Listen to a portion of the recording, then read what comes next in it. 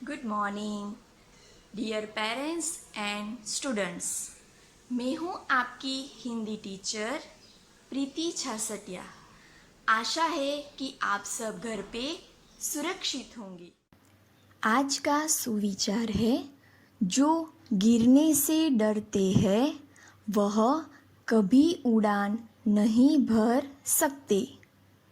मतलब कि अगर पक्षी है, अगर वो जब उड़ने की बारी आती है उसकी, तो वो बोलेगा कि नहीं नहीं, अगर मैं उड़ा तो मैं गिर जाऊंगा।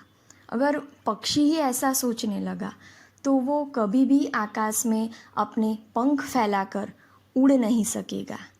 इसका मतलब है कि अगर आपको जीवन में कोई भी काम करना हो तो वो काम आपको मन से करना होगा।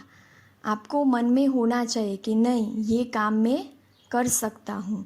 अगर पहले ही आप नेगेटिव बोलोगे कि नहीं, ये मेरे से नहीं होगा, ये काम मैं अच्छे से नहीं कर पाऊँगा, तो वो काम आप अच्छे से नहीं कर सकते। ओके।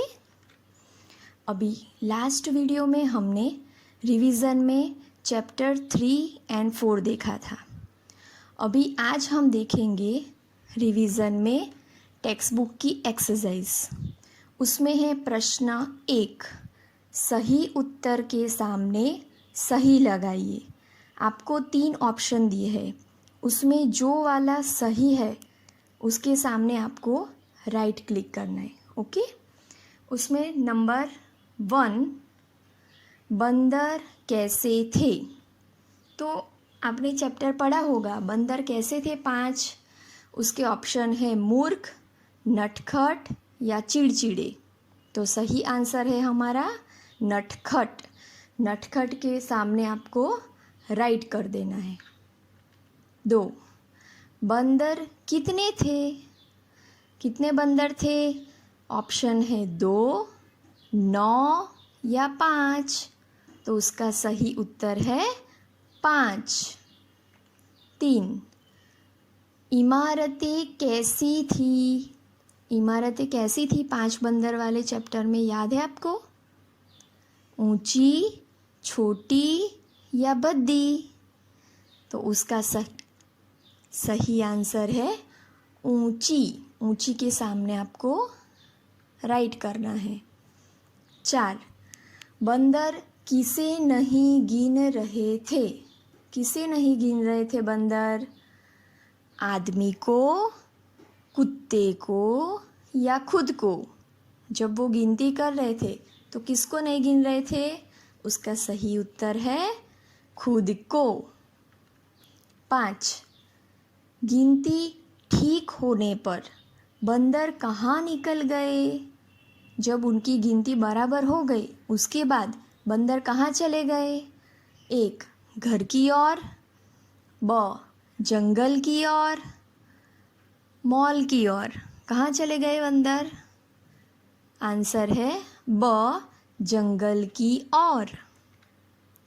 अब देखेंगे प्रश्न नंबर 2, सही के सामने सही तथा गलत के सामने गलत का निशान लगाओ।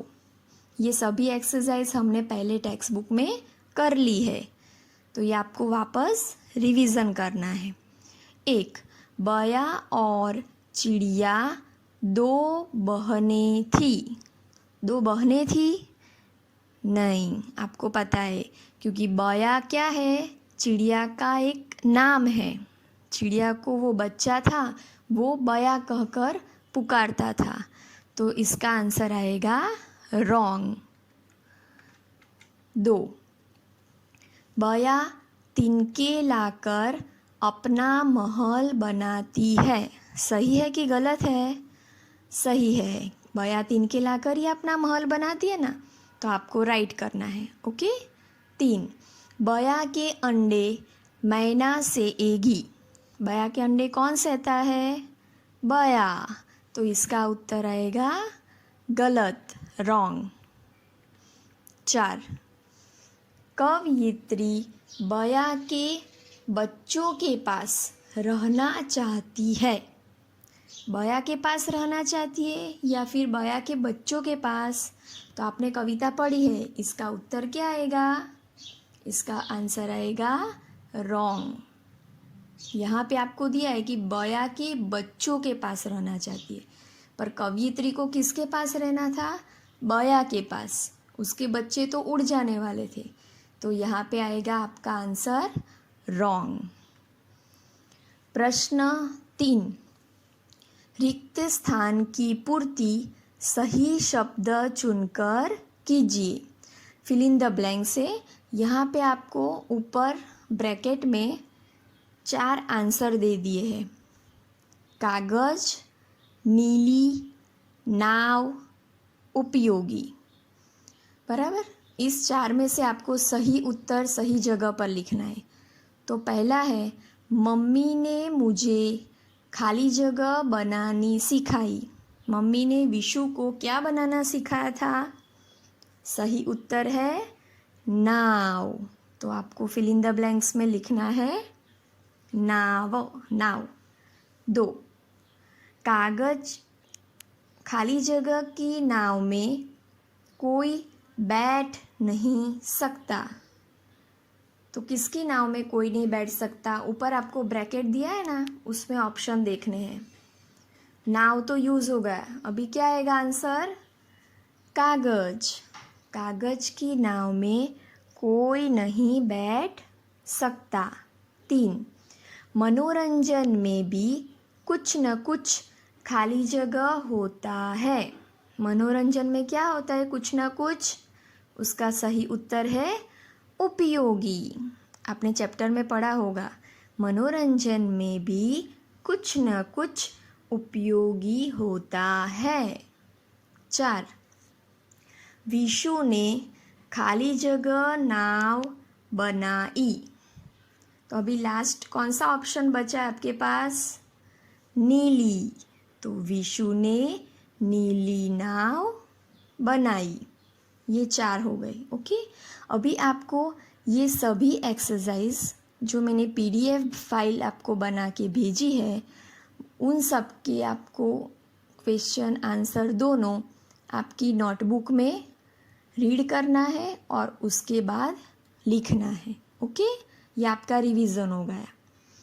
अब हम देखेंगे सच्चा सुख। ये चैप्टर आपको आपकी टेक्स्ट बुक में दिया है, पर यहाँ पे देखो आप साइड में लिखा है केवल पढ़ने के लिए। मतलब ये चैप्टर आपको सिर्फ रीड करना है घर पे, इसमें से एग्ज़ाम में कुछ नहीं आएगा। ओके, ये आपके नॉलेज के लिए है, सिर्फ केवल पढ़ने के लिए दिया है। तो मैं आपको रीड करके थोड़ा समझा देती हूँ। चैप्टर का नाम है सच्चा सुख।